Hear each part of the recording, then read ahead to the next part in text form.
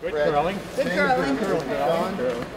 For over 500 years, curling has been enjoyed throughout countries across the world. And now the sport has come to Bridgewater. People tend to want to drive maybe 30 or 45 minutes to get to play any sport, really, you know. And there's a club in Falmouth on the Cape. There's one in Wayland, Broomstones. There's a new club which I was involved in starting last year in Newport, Rhode Island. But there's nothing right here on the South Shore, and we receive so many calls and emails of interest saying, isn't there some way we could get a curling club going on the South Shore? And so some of us decided, why not? Russ Lemke is no novice when it comes to curling. The president of the South Shore Curling Club is a member of 3 local clubs and has spent many of his years with the sport traveling across the globe. We just got back from Cortina d'Ampezzo, Italy. I've curled in, which was wonderful. It's right in the Dolomite Mountains of Italy, 59 teams speaking so many languages you couldn't sort it out. Once you get hooked on it, it's just wonderful to be able to go all over the world. And even though there are all these languages being spoken, there's one common culture, and that is the decency and respect of the sport of curling. And it's that reason Russ has stayed with the sport for so long. It's a game of great courtesy. You shake hands with the opposition before the game, good curling. You shake hands with them after the game, good curling. The winners buy the losers a refreshment. You would never trash talk your opponent. You would congratulate your opponent on a good shot. So one of the things that I really love about the sport is the courtesy and respect that is shown. It's also a game of great camaraderie, one of the reasons that resident Justine Penny joined the team. And meeting the people and the team and getting to know people in the local area and beyond, because curling is local and international, so that really excited me. This was only Justine's 2nd day of curling. She decided to join the team after her sister saw an ad for the club. And my sister got a bunch of us together and we came down, and I actually fell in love with it and decided this is where I want to be. I want to be a member of Bridgewater Curling Club. Garrett Blavelt had a different experience. After the 2002 Winter Games, he sought out a curling club open house to try it out. And then this past Olympics, I said, okay, now not just try it out, I wanted to try to join a club. So we know curling, fondly called chess on ice, is a great way to meet people and requires the participants to act with respect and honor. But how does one actually play? It starts with basically a geometry that you want to set up to play to your team's strengths and the other team's lack of strength.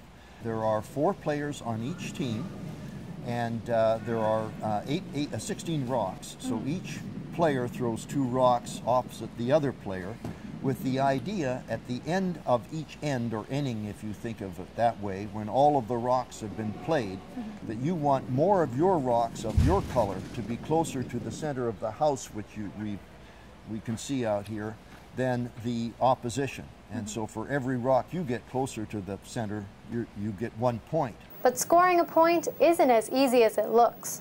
There's quite a bit of physics to the sport, and I'll just show you here with the curling rock and the pebbler which we have out here in the ice. This is a pebbling machine or equipment that's filled with hot water, and while you can't see it on the end here, this is a pebbler head with very, very fine holes in it. So as you prepare the ice, you walk backwards down the ice, wanding a pebble on the ice, so that the rock actually doesn't ride on the flat ice. It rides on little pebbles on the ice that have been frozen in. And the physics works like this. This is the bottom of the curling rock, and there's a very small rim around here, and that's what runs over those pebbles.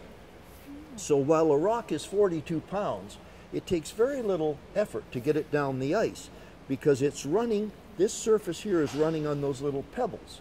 And the reason that you see sweepers is because if it looks like the rock doesn't have enough oomph, so to speak, to get there on its own, the sweepers sweep that pebble. They sweep across the pebble with their brush, which at the end of the day warms up the pebble, lowers the coefficient of friction, and causes the rock to go farther and straighter.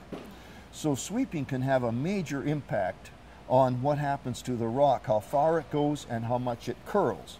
And it always curls in the direction of rotation. If you rotate it like that, it will ever so gradually curl down the ice in that direction. Typically when people come out to try it, as you have today, people will say, wow, there's a lot more to this sport than I realized. There truly is. Imagine trying to push a 42-pound rock all while maintaining your balance on the ice. Well, you got the rock down there. I got it down there. Not an easy task. But whether you fall or don't, curling is a sport where you don't need to be a natural. All you need is a willingness to learn.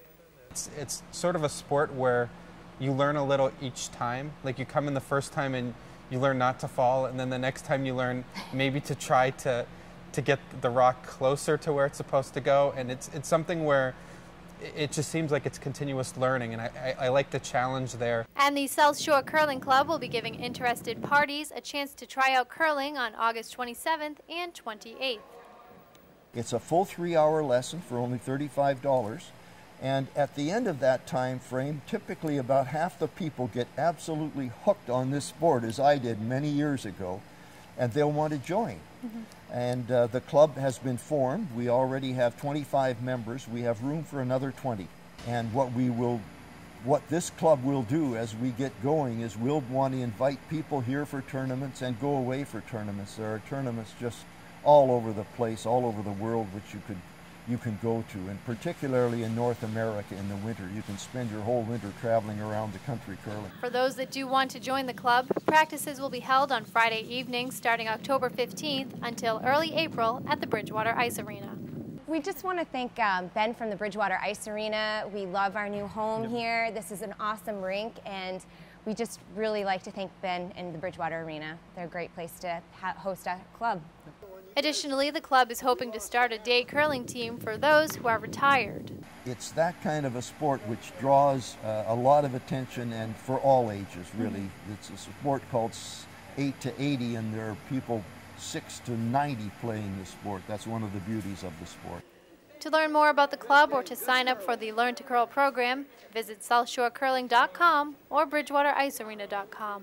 For Bridgewater This Week, I'm Alicia Fortin.